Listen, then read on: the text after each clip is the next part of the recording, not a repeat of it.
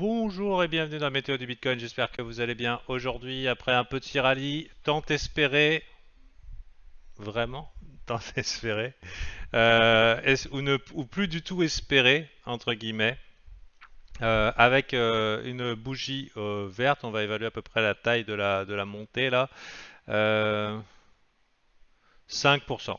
5%, c'est pas incroyable sur le Bitcoin. Il peut faire beaucoup plus en une journée. Bon, c'est sûr, parce que pour avoir peiné dans des petits ranges super difficiles euh, à gratter 100 balles, oulala, ça monte de 1% et ça y est, on est tout fou. 5%, effectivement, c'est impressionnant. Mais bon, voilà quoi, c'est pas si incroyable que ça en matière de Bitcoin. Il peut aller beaucoup plus haut. Je dis ça personnellement, hier matin, j'étais bullish avec envie que ça aille plus bas. À la session US, bon, bullish tout court, hein, c'était clair dans le graphique, hein. Globalement, qui nous a donné le signal, c'est le S&P 500 avec une bougie verte explosive à 17h30 et Mr Bitcoin qui lui a attendu un petit peu plus après pour décider de suivre, ce qui est bien pratique. Enfin, qui était ici pratique. Vous voyez, 17h30, il a mis le temps. Donc, hier, donc les assets à risque, actions et Bitcoin qui poussent, avec en fin de journée vers 23h, un petit calmage au niveau des indices boursiers qui continue, enfin qui clôture un petit peu les positions de la journée, mais Bitcoin qui dit rien à foutre, moi je continue. Voilà, à partir d'ici, vous avez vu, on allait plus haut. Donc hier, on a eu ce qu'on appelle un short squeeze et des gens en disbelief sur la montée. Maintenant, personnellement, on va regarder en daily, c'est pas moche ce qu'on voit. Ce qu'on voit, c'est un W bottom. Un W bottom des plus propres. Je dirais que d'un point de vue technique, il est très très très très propre. Hein, Est-ce que ça veut dire que c'est sûr que ça va monter? Non, hein. On est dans une tendance baissière forte long terme et on a déjà vu des réintégrations. La question qui se pose au moment où on va faire ce breakout aussi, au moment où on fait ce breakout, c'est le sondage. Hein. Qu'est-ce que les gens pensent? Qu'est-ce que les gens pensent et qu'est-ce que les gens font? Si une grande majorité des gens disent non, mais non, c'est pas possible, ça va réintégrer tendance baissière, etc., eh bien, des gros poissons pourraient en tirer avantage en poussant dans l'autre direction. Et de la même façon, si les gens déclarent ouais, euh, c'est le bottom générationnel, on y va et tout, etc. Et bon, du coup, on se remet à réintégrer. Vous remarquerez que c'était à peu près ce qui s'était passé ici. Pour la première fois, on a vu des gens en souffrance à la montée. Ça fait longtemps que ce n'était pas arrivé. Hein. Pour l'instant, on va pas dire que ça c'est bearish. Hein. 1, 2, 3, 4, 5, 5 bougies vertes. On peut éventuellement supposer des dips, mais je dirais pour l'instant, là j'ai pas de visuel particulier, j'attends de voir ce qui se passe dans les sessions de New York. Est-ce que on accepte, on continue au niveau des indices boursiers? Pour l'instant, vous voyez, on est en mode dip. Il y a de fortes chances qu'on continue à la hausse, mais pour l'instant, c'est mode dip ici sur les indices boursiers pendant la session européenne. À partir du moment où on continue à faire des plus hauts sommets, bon bah pour moi, je ride à la hausse. Je ne pense pas que long terme ce soit le bottom générationnel, je pense pas.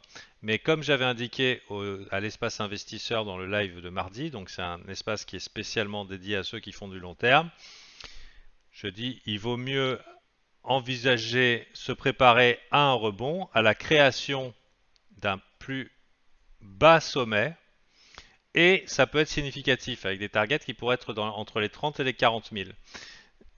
Parce que même si c'est pas la tendance, même si la tendance baissière n'est pas invalidée par des structures de marché baissières, il y a peut-être potentiellement des gens qui pourraient être en souffrance même long terme à voir un Bitcoin qui rallie de 70-80% et ne pas en avoir alors qu'ils sont boules long terme et à attendre finalement une structure de marché qui prendrait potentiellement son temps, et ben ne pas en avoir à 70-80%, c'est des coûts à FOMO ici. Donc sans déclarer le bottom générationnel qui pousse à l'erreur, c'est quoi les gens quand ils pensent que c'est le bottom, ça les pousse à l'erreur. Ils misent trop gros. Ben, si c'est le bottom, ça veut dire qu'il faut y aller, c'est maintenant ou jamais. Hein. Maintenant ou jamais, on en a eu pas mal ici, des maintenant ou jamais. Vous avez vu, hein, par le passé, c'était plus haut l'amplitude du range, beaucoup plus haut que ce qu'on a connu ici. On va essayer le range qui a formé le bottom. C'était à peu près cette taille-là. C'est des ranges à peu près cette taille-là.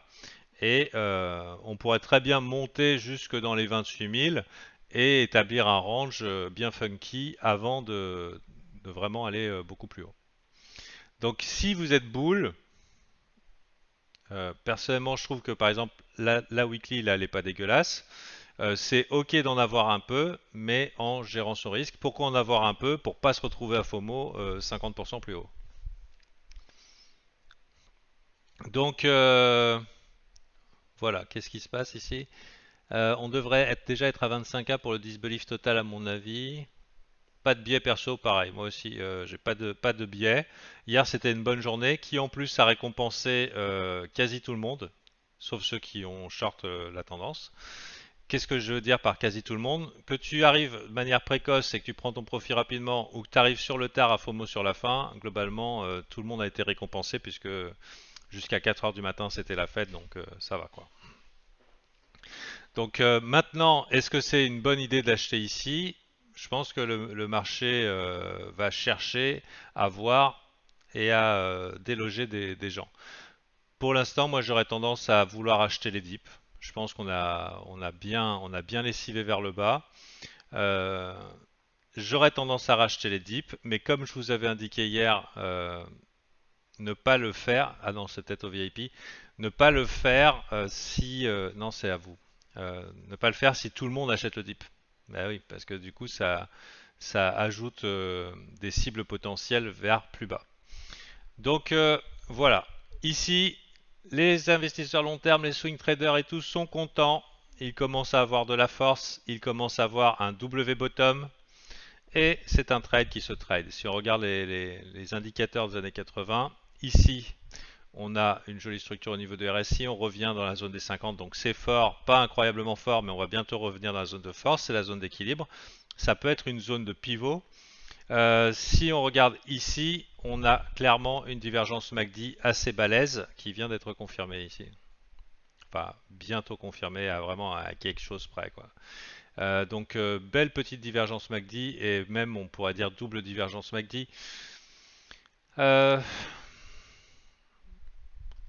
et même presque triple hein, avec la taille ici du lot enfin de ce niveau ici, entre la divergence ici et là.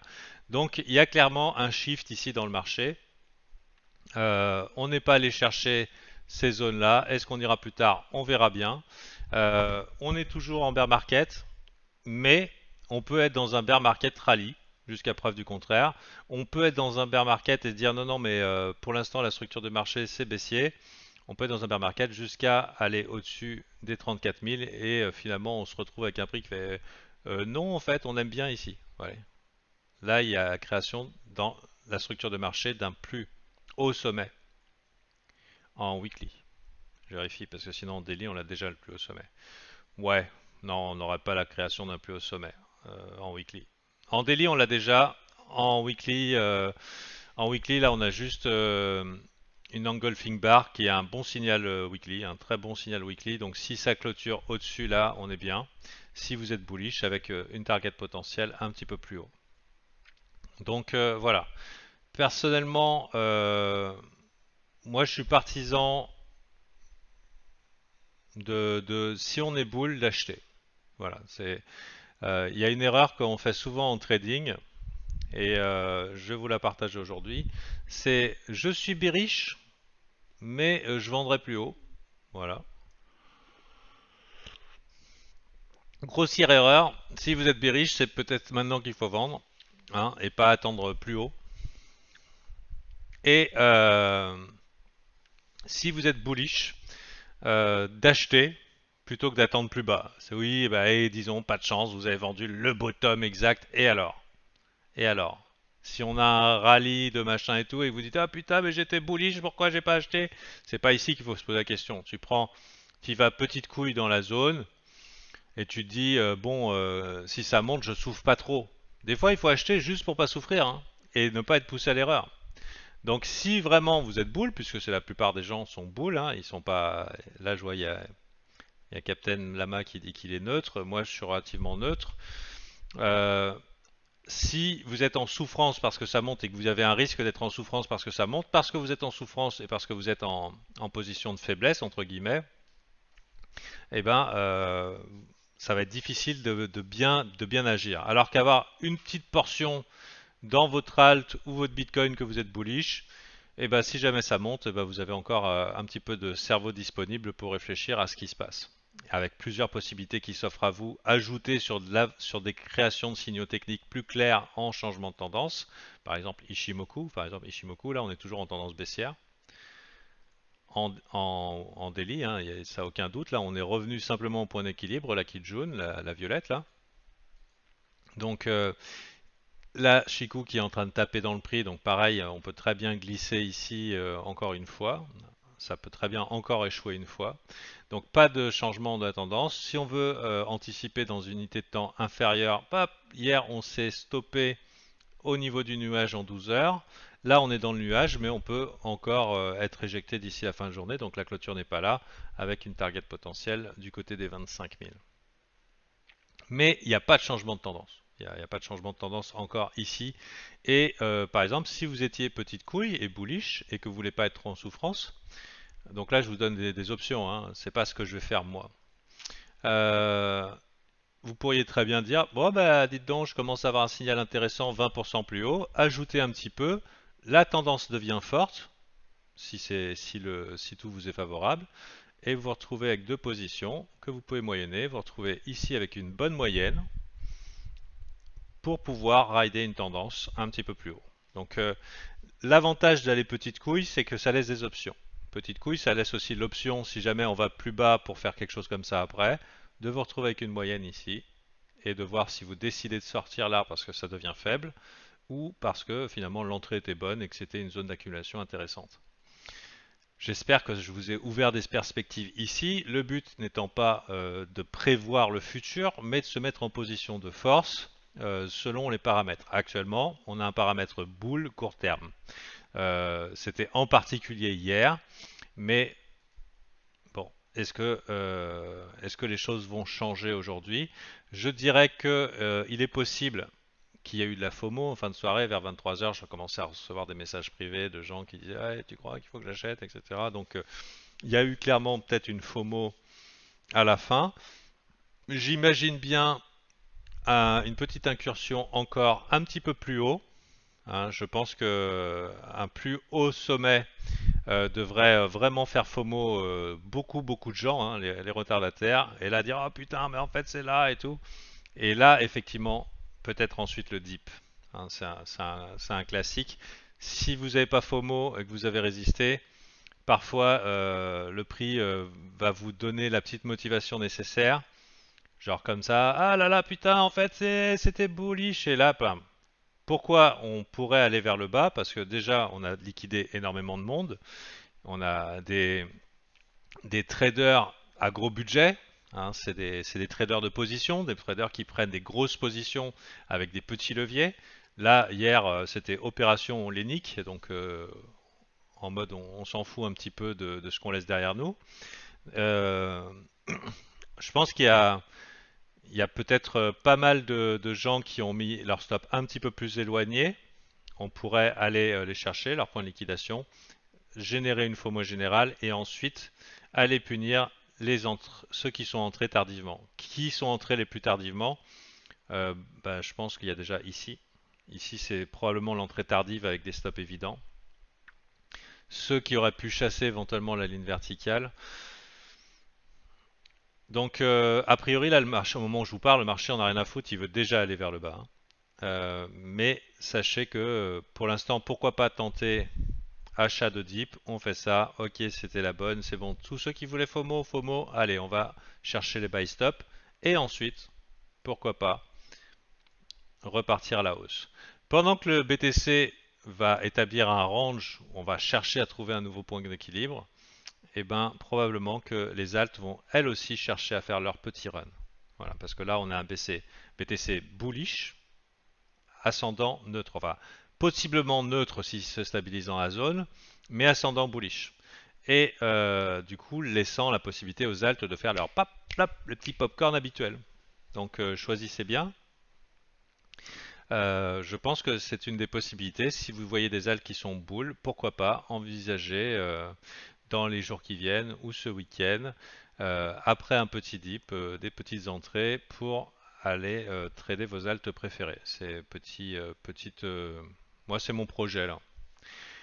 Voilà. Sur ce, je vous souhaite une bonne journée et je vous dis bon week-end puisque le week-end il n'y a pas de météo du Bitcoin.